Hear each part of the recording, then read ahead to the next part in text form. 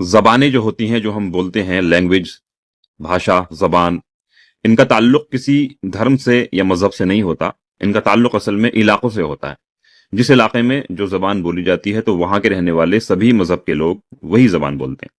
यही मामला उर्दू जबान का है। उर्दू जबान जो है हिंदुस्तान में पैदा हुई हिंदुस्तानी जबान है, तो ये तमामी हिंदुस्तानियों की जबान है, वो किसी भी धर्म से ताल्लुक रखते हैं। लेकिन आज कुछ लोग उर्दू जबान को एक खास धर्म से जोड़ते हैं और धर्म के चश्मे से उसको देखते हैं, जो कि दुरुस्त नहीं है। अच्छा, हिंदुस्तान में पहले जमाने में ऐसा नहीं था। आप बॉलीवुड की पुरानी फिल्में देखेंगे तो उन फिल्मों में बहुत ज्यादा उर्दू के अल्फाज आमतौर पर आपको सुनने को मिलेंगे। इसी तरह से एक फिल्म है जो 1975 में रिलीज हुई, आमोल पालेकर साहब की।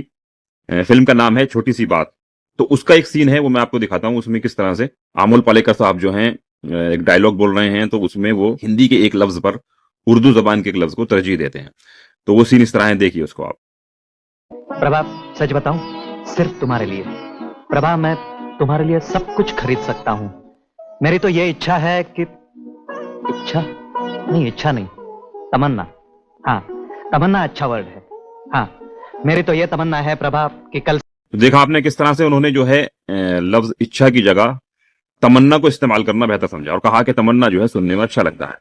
तो यही मामला हर जबान का होता है कि जो लफ्ज भी किसी इंसान को अच्छा लगता है किसी भी जबान का, वो इस्तेमाल कर सकता है। इसका ताल्लुक धर्म से, मजहब से बिल्कुल नहीं होता।